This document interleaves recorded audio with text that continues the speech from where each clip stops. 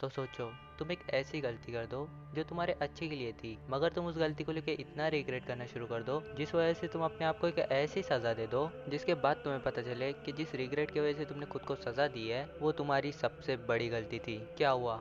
हो गए ना कंफ्यूज? खैर, तो आज हम जिस मांगा को देखने वाले हैं वो है तो काफ़ी छोटी मगर है काफ़ी ज़्यादा इंटरेस्टिंग, बिकॉज इसका नाम है I was wrong. So hello guys, तो मैं हूं अमाने और इससे पहले वीडियो स्टार्ट हो वीडियो पर एक लाइक कर दो जिससे इस वीडियो पे थोड़ी रीच आ सके। बाकी अब वीडियो की तरफ चलते हैं। इस कहानी की स्टार्ट होती है जहाँ पर हमारा मेन कैरेक्टर बोल रहा होता है, मेरी गर्लफ्रेंड मर गई, वो एक बुरा हादसा था, वो बहुत ऊंची सीढ़ियों से गिरकर मर गई। उस दिन के बाद मेरे फ़ोन पर कई सारे मैसेजेस आना शुरू हो गए जो कि मेरे दोस्तों के ही थे जिन्हें मेरी फिक्र हो रही थी। मुझे लगा मैं उसे हमेशा देख पाऊंगा, लेकिन मैं उसके लिए कुछ नहीं कर सका। मुझे भरोसा नहीं हो रहा कि मेरी गर्लफ्रेंड अब इस दुनिया में नहीं है, इसलिए मैं कई दिनों से स्कूल भी नहीं जा पा रहा। सबको यही लगता है, लेकिन सच्चाई ये है कि मैंने उसे मार दिया। एंड दैट्स व्हाई मैंने कहा था ये मंगा काफ़ी ज़्यादा इंटरेस्टिंग है। अब बस आगे देखो क्या क्या होता है। वो बोलता है कि मैं अब अपनी ज़िंदगी फ्रीली जी पाऊंगा, ये बिल्कुल एक सपने की तरह है। अब मैं जो चाहूँ वो कर सकता हूँ, मैं बिना किसी सवाल जवाब के कहीं पर भी जा सकता हूँ, मैं अपने घर के पर्दों को बंद रख सकता हूँ, मैं जो चाहूँ वो बोल सकता हूँ। लेकिन अगर पहले की बात करें तो मुझे नहीं पता ये सब कुछ चेंज कैसे हुआ। और अब हमें पता चलता है कि हमारे मेन कैरेक्टर का नाम है फुरुया। एक लड़की फुरुया के पास आती है और बोलती है, हे फुरुया कुन, तुमने इरेजर गिरा दिया। इस पर फुरुया माफी मांगता है। फिर हम उस लड़की को देखते हैं जिसका नाम है सारा। फुरुया बोलता है कि सारा हमारे स्कूल की सबसे ज्यादा क्यूट लड़की, उसकी स्मेल बिल्कुल एक फ्लावर जैसी थी और उसकी लंबी सी आईब्रोज जो कि उसकी बड़ी सी गोल आंखों पर परफेक्टली मैच होती थी, और उसकी आवाज भी काफी ज्यादा काइंड थी। सिर्फ मैं नहीं था जिससे उस पर क्रश था, बल्कि पूरी क्लास के लड़के उसके आसपास रहते थे। इसलिए मैंने कभी सपने में भी ये नहीं सोचा था कि वो मुझे प्रपोज कर देगी। जब मुझे पता चला कि इतनी प्यारी लड़की मेरी गर्लफ्रेंड बनना चाहती है, तब मानो मेरा दिमाग हवा में उड़ रहा था, जब तक वो दिन नहीं आया। फिर हम देखते कि फुरुया कहीं जा रहा था मगर सारा उसे स्टॉक कर रही होती है। उसके फ़ोन में भी काफ़ी सारे मैसेजेस होते हैं जो कि सारा ने किए थे। अब हम नेक्स्ट सीन देखते हैं जहाँ पर फुरुया चिल्लाते हुए कह रहा होता है कि बस अब बहुत हुआ, तुम मेरा हर जगह पीछा करती हो और तुमने मेरे ऊपर एक आवाज़ सुनने वाला डिवाइस तक लगा रखा है, और तुमने मुझसे पूछे बिना मुझ पर एक जीपीएस ट्रैकर कैसे लगा दिया, यहाँ तक कि तुमने मुझ पर एक नाइफ भी पॉइंट किया हुआ है। आखिर तुम मुझसे चाहती क्या हो? इस पे सारा बोलती है, मुझे तुमसे क्या चाहिए, तुम ये जानना चाहते हो? तुम्हारे पास मैं हूँ और मैं तुम्हारे लिए कुछ भी कर सकती हूँ, इसलिए तुम कुछ और नहीं चाहिए है ना? तुम्हें पता है मैं हर आधे घंटे में अपना वॉलेट चेक करती हूँ, वो हमेशा वैसा ही होता है। तुम भी परेशान हो जाते होंगे जब कोई इंपॉर्टेंट चीज तुमसे गुम हो जाए। जैसा मैं बोलती हूँ वैसा करो, बदले में मैं तुम्हें कोई हर्ट नहीं करूंगी। और इस टाइम पर फुरुया के पसीने छूट रहे होते हैं। फुरुया बोलता है, मैं बिना नींद की गोलियां लिए सो भी नहीं पाता, सिर्फ तुम्हारी वजह से। मैं तुम्हारी पुलिस में कंप्लेंट कर दूंगा अगर तुम ऐसा ही करती रही, इसलिए मुझसे ब्रेकअप कर लो। इस पे सारा बोलती है, ऐसा कभी नहीं होने वाला, मैं तुमसे कभी ब्रेकअप नहीं करूंगी, चाहे मैं मर क्यों ना जाऊँ। और ये सच होता है बिकॉज फुरुया यहाँ एक गलती कर देता है। वो डरी हुई हालत में सारा को धक्का दे देता है जिससे सारा का पैर फिसल जाता है और वो सीढ़ियों से गिरकर मर जाती है। फुरुया बोलता है, मैं जितना जल्दी हो सके वहाँ से निकल गया था। मेरे लिए एक और अच्छी बात थी कि मुझे वहाँ पर किसी ने देखा नहीं था। फिर पुलिस ने काफी सारी पॉसिबिलिटीज पर रिसर्च की और उसकी डेथ को एक एक्सीडेंट डिक्लेयर कर दिया। उसकी मौत के बाद मैं अब शांति से रह सकता हूँ। तो आज क्या किया जाए? क्या मैं बाहर जाऊँ? अरे बट आज तो मैंने स्कूल की छुट्टी ली है। मैं अभी भी सारा के मौत के शक के दायरे में हूँ बिकॉज वो मेरी गर्लफ्रेंड थी, तो मुझे सेट होने की एक्टिंग करनी होगी। एंड तभी सारा उसके फेस के जस्ट ऊपर आ जाती है और उससे बोलती है, मेरे साथ डेट पर चलना चाहोगे? और फुरुया सोचता है, डेट, जिसके बाद उसे रियलाइज होता है और उसके पसीने छूट जाते हैं। वो डरता हुआ पीछे की तरफ हटता है और चिल्लाता है, सारा। जिसके बाद फुरुया सारा के ऊपर नमक फेंकना शुरू कर देता है और बोल रहा होता है कि मुझे अकेला छोड़ दो, दूर हो जाओ मेरी नजरों से। फिर सारा बोलती है कि ये नमक तुम्हें मुझसे छुटकारा नहीं दिला सकता, तुम बस हर जगह गंदगी मचा रहे हो। फुरुया बोलता है, तुम चुप रहो, तुम्हें पता भी है मैं अपनी जिंदगी कैसे गुजार रहा था। सारा बोलती है, शायद मैं गेस कर सकती हूँ, शायद। फुरुया बोलता है कि तुम्हारी वजह से मेरी मेंटल हेल्थ की माँ बहन एक हो गई, मैं हमेशा डरते हुए उठने लगा था और यहाँ तक कि मुझे लोगों से मिलने और बात करने में भी डर लगने लगा था। क्या तुम मरने के बाद भी मुझे वो सब फील करवाना चाहती हो? सारा बोलती है, मुझे माफ कर दो उन सब के लिए, I am really sorry but I am still yours. और हाँ, तुम सही समझे, सारा एक भूत बन चुकी है। आगे सारा बोलती है, चाहे तुमने मुझे धक्का दिया हो या फिर तुम मुझसे नफरत करते हो और या फिर तुमने मुझे मार दिया हो, मैं तुमसे प्यार करती हूँ, इसलिए मैं सब कुछ भूल जाऊंगी। मुझे फर्क नहीं पड़ता चाहे तुम मेरे मर्डरर क्यों ना हो। और तुम एक बार फुरुए के रिएक्शन देखो, मुझे लगा इस पर ही भूत आ गया है। सारा बोलती है अब क्योंकि मुझ पर फिजिक्स काम नहीं करती तो अब मैं तुम्हारे साथ हमेशा रह सकती हूँ, चाहे तुम टॉयलेट में जाओ या बाथरूम में, और मुझे इंतजार नहीं होता। अब फुरुए कांपते हुए कह रहा होता है कि प्लीज़ मुझे अकेला छोड़ दो, ये मेरी ही गलती है, मैं अपने लिमिट्स पर हूँ। अब सारा बोलती है कि चिंता मत करो, मैं तुम्हें डरा नहीं रही हूँ या मैं तुम्हारी फ्री विल को बंद नहीं कर रही हूँ। फुरुया नमक के पैकेट को फेंकता है और बोलता है क्या मतलब। सारा बोलती है अगर मैं आफ्टर लाइफ में जा पाती तो मैं कब का चली जाती, अगर तुम चाहते हो मैं चली जाऊँ तो मेरे सारे रिग्रेट्स को फुलफिल करो। अब फुरुया डोर लॉक करते हुए ये कहता है ये कैसे पॉसिबल है, मैं एक आत्मा को देख पा रहा हूँ, बट मुझे यकीन करना होगा कि एक सुपर नेचुरल फिनोमिनन मेरे आंखों के सामने तैर रहा है। क्या ये सच है कि मैं उसे ब्रेकअप नहीं कर पाया उसके मरने के बाद भी। सारा बोलती है कि देखो अब मेरी तुमसे एक रिक्वेस्ट है, क्योंकि तुमने मुझे मारा है तो कम से कम तुम्हें मुझे सुनना तो पड़ेगा ही। तब हमें वही फ्लैशबैक दिखाया जाता है जहाँ पर फुरुया ने सारा को धक्का दिया था। फुरुया वैसे ही सारा को धक्का देने का ट्राई करता है। सारा बोलती है कि मुझे बुरा लगा, तुम मुझे छू नहीं सकते क्योंकि अब मैं एक स्पिरिट हूँ, तो तुम मुझे दोबारा नहीं मार सकते। अगर तुम मुझसे ब्रेकअप करना चाहते ही हो तो तुम्हारे पास मेरे को सुनने के अलावा और कोई रास्ता नहीं है, समझे मिस्टर मर्डरर। फिर हम देखते कि ये लोग एक डेट पर जाते हैं जहाँ सारा बोलती है अरे यार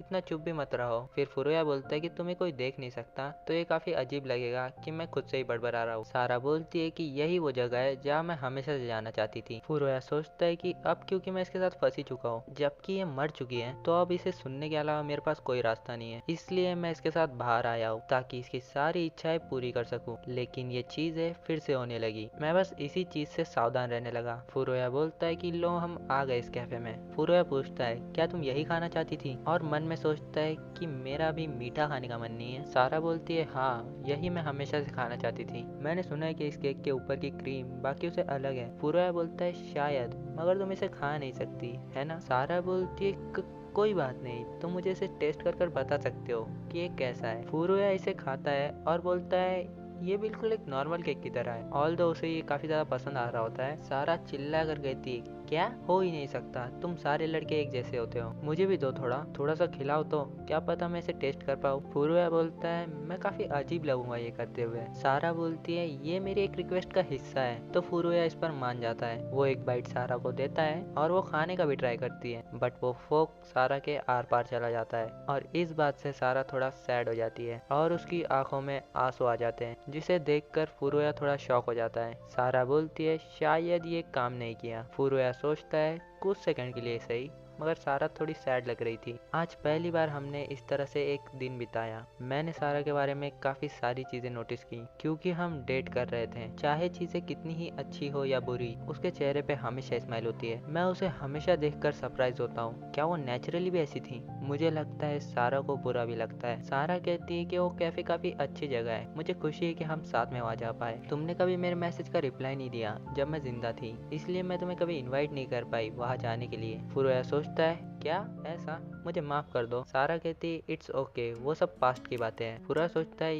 ये काफी अजीब है, ये बिल्कुल सही नहीं लग रहा। क्या सारा सच में नॉर्मल थी? मेरे दिमाग में सारा हमेशा एक स्टॉकर थी, वो हमेशा मुझ पर नजर रखती थी, वो डेट्स के लिए ये सब कुछ बिल्कुल नहीं करती थी। लेकिन अब मुझे सच में लगता है कि वो बहुत क्यूट है। मैं ऐसा सोच भी कैसे रहा हूँ, मैं ही था जिसने उसे मारा था। सारा बोलती है हे क्या तुम्हें पता है, मैं जानती थी कि मैं जब जिंदा थी तो मैं स्कूल में सबसे अलग थी, इसलिए मुझे लगता था कि बाकी लड़कियों की नज़र तुम पर होगी मेरी वजह से, इसलिए मैं पैनिक कर जाती थी। मैं हमेशा से मेरा दिन इसी तरह तुम्हारे साथ गुजारना चाहती थी, मुझे माफ़ कर देना मैंने जो कुछ भी तुम्हारे साथ किया उसके लिए। फुरुया सोचते हुए बोलता है ये फर्स्ट टाइम है जब मैंने उसकी फीलिंग्स को सुना। ये हुआ क्योंकि मैंने उससे कभी पूछा ही नहीं, मैं बस खुद को बचाने के बारे में सोचता था। इसका मतलब क्या ये सब मेरी गलती है? फुरुया सोचता है इसका मतलब मैं गलत था? क्या मैं हमेशा सिर्फ ओवर थिंकिंग करता था? क्या ये सब मेरी गलती है? फुरुया सारा से पूछता है क्या तुम मुझसे नफरत करती हो? इस पर सारा बस एक स्माइल देती है और बोलती है अगर हम इसी तरह डेट्स पर जाते रहे तो मुझे खुशी है कि मैं मर गई, लेकिन मेरी एक और रिक्वेस्ट है कि तुम खुद को इसमें मत डालना, क्योंकि मैं तुम पर बिल्कुल भी गुस्सा नहीं हूँ मुझे मारने के लिए। फुरुया सोचता है, देखा, सारा ने कहा कि ये मेरी गलती नहीं है, मुझे गिल्टी फील करने की कोई जरूरत नहीं है। सारा एक स्टॉकर थी, अगर मैं एक मौका देता तो वो मुझे जान से मार देती। मैंने कुछ गलत नहीं किया, क्या मैं ये कह सकता हूँ? और इसके रिएक्शन से तुम समझ ही सकते हो इसे कितना ज्यादा गिल्ट फील हो रहा है। उसके बाद सारा की सारी रिक्वेस्ट सिर्फ नॉर्मल कपल्स की तरह थी। उसने फिर कभी वो स्टॉकिंग बिहेवियर नहीं दिखाया, वो बस एक नॉर्मल सी क्यूट गर्लफ्रेंड थी।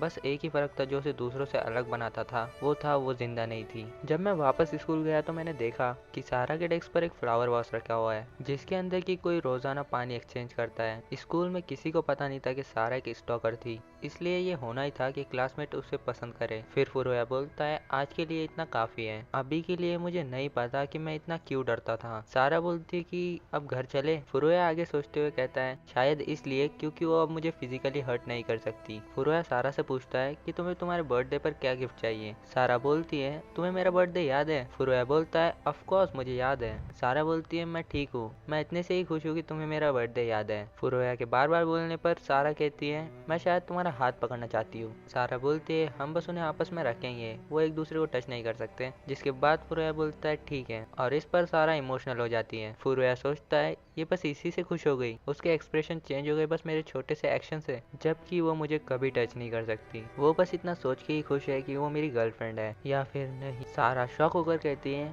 फुरुया कुन क्या हुआ? और फिर हम देखते हैं फुरुया रो रहा होता है। सारा पूछती है, क्या हुआ, तुम रो क्यों रहे हो? फुरुया सोचता है, ये सब मेरी गलती है, वो बस ऐसा प्रिटेंड कर सकती है। अब नेक्स्ट सीन में हम देखते हैं सारा फुरुया से पूछती है, तुम्हें पक्का क्लास में नहीं जाना? फुरुया बोलता है, हाँ। सारा बोलती है, तुम्हारे लिए काफी रेयर है कि तुम क्लास स्किप करो। फुरुया फिर से बोलता है, हाँ। सारा बोलती है, तुम बस हाँ हाँ बोले जा रहे हो। इस पर फुरुया बोलता है, हाँ। जिसके बाद फुरुया सारा से पूछता है, क्या स्पिरिट्स एक दूसरे को टच कर सकती हैं? जिसके बाद सारा शॉक होकर कहती है, हाँ, हम एक दूसरे को टच कर सकते हैं, लेकिन तुम किसी और को नहीं दिखोगे। बट मुझे ऐसे लोग नहीं पसंद जो टाइम के साथ मूव ऑन नहीं कर पाते। अब हम देखते हैं फुरुया इस बॉर्डर के ऊपर चढ़ने लगता है। सारा बोलती है, हे तुम ये क्या कर रहे हो, ये काफी खतरनाक है। अब फुरुया बिल्डिंग के ऊपर खड़ा हो जाता है और बोलता है, सारा आई एम सॉरी, हम हाथ नहीं मिला सके तुम्हारे बर्थडे पर। और सारा के एक्सप्रेशन से तुम समझ ही सकते हो कि वो क्या सोच रही है। अब सारा चिल्लाते हुए कहती है, हे रुको, मुझे उन सब से कोई फर्क नहीं पड़ता। फुरुया बोलता है, क्या तुम्हें पता है फर्क नहीं पड़ता क्या रीजन है? मैं नहीं जी सकता ये जानते हुए कि मैंने किसी को मारा है। मैं तो तुम्हारे मरने के बाद भी नींद की गोलियां खाता था, यहाँ तक कि पहले से भी ज्यादा। ये तुम्हारी गलती बिल्कुल नहीं थी जिससे मैं गुजर रहा था, वो मेरी ही गलती थी। मैं कभी तुम्हारी फीलिंग्स को नहीं समझ पाया,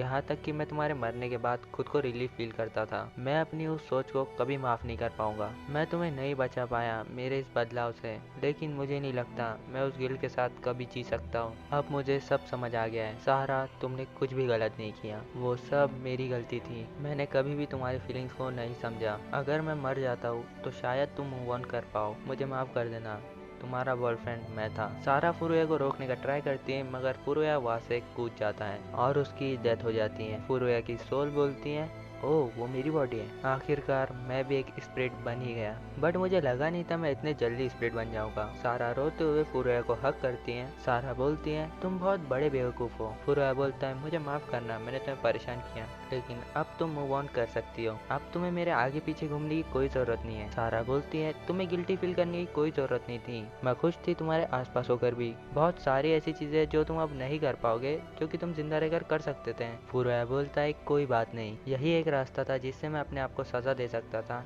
जो कि मैंने किया। मैं एक बेवकूफ हूँ जो तुम्हारे लिए मरा। इस पर सारा इस वे में बोलती है, यस तुम बहुत बड़े बेवकूफ हो, मैं सच में सरप्राइज हूँ। और भाई जब फुरुया की फटती है, मतलब कि यहाँ पे भूत तक की फाड़ दी बहन ने। अब सारा बोलती है, कैसी लगी मेरी एक्टिंग? मैं अच्छी एक्टिंग करती हूँ ना? अब मैं तुम्हें टच कर सकती हूँ जहाँ मैं चाहूँ। फुरुया कांपते हुए सोचता है, रुको, क्या ये सारा बोलती है, ओह तुम सरप्राइज हो गए, मैं इस पूरे टाइम तुम्हारा मरने का ही तो इंतजार कर रही थी। ये सच है कि मुझे तुम्हारे साथ रहने में काफी मजा आया, लेकिन वो सब बेकार था क्योंकि मैं तुम्हें छू नहीं सकती थी। मैं तुम्हें कर्ज करके या फिर तुम पर छोटी मोटी चीजें फेंक कर तुम्हें मार नहीं सकती थी, इसलिए मैंने तुम्हें इतना गिल्ट फील करवाया कि तुम सुसाइड कर लो, और तुमने ऐसा किया भी। क्या हुआ, तुम्हें डर लग रहा है? पूरा बोलता है, क्या तुमने मुझे फंसाया? सारा बोलती है, नहीं, मैंने तो ऐसा कुछ नहीं किया, तुमने खुद ही खुद की जान ली है। मैंने बिल्कुल नहीं कहा था तुम्हें ऐसा करने। अगर मैं तुम्हें डराती, गिल्टी फील करवाने की जगह, तो शायद मैं कभी तुम्हें मार ही नहीं पाती। बट मेरे को तुम क्यूट लगे। खैर, जो हो गया सो हो गया। पूरा सोचता है कि तुमने कहा था कि मैंने कुछ गलत नहीं किया, ये सब तुम्हारी गलती है। सारा बोलती है, अब हम हमेशा के लिए साथ हैं। तुम मेरे साथ हमेशा के लिए फंस गए हो, एक ही दुनिया में, वो भी इटर्निटी के लिए। एंड विद दिस ये मांगा यही एंड होती है। कमेंट कर जरूर बताना कि तुम्हें ये मांगा कैसी लगी। एंड इसके साथ तुम्हें एक चीज जरूर समझ आएगी कि रिग्रेट कैसा भी हो, वो तुम्हारे फ्यूचर के लिए खतरनाक होता है। और अगर तुम्हें ये मांगा पसंद आई हो तो एक लाइक जरूर करना। और अगर तुम इस मांगा के मेन कैरेक्टर के लिए बुरा फील कर रहे हो, तो मैं बता दूं कि कोई भी इटर्निटी के लिए किसी का टॉर्चर सहन नहीं करेगा। वो कभी ना कभी अपने लिए आवाज तो उठाएगा ही। और अगर तुम्हारे दिमाग में कोई ऐसी मांगा है जो मैं कवर कर सकता हूँ, तो कमेंट में उसका नाम लिख देना, मैं तुम्हें क्रेडिट भी दूंगा। और अगर तुम्हें मेरी वीडियो पसंद आई है तो सब्सक्राइब जरूर करना। और अगर तुमने अभी तक लुकिज़म एनिमे नहीं देखा है तो तुम ये वीडियो देख सकते हो। तो मैं मिलता हूँ तुम्हें किसी और वीडियो में, तब तक के लिए बाय बाय।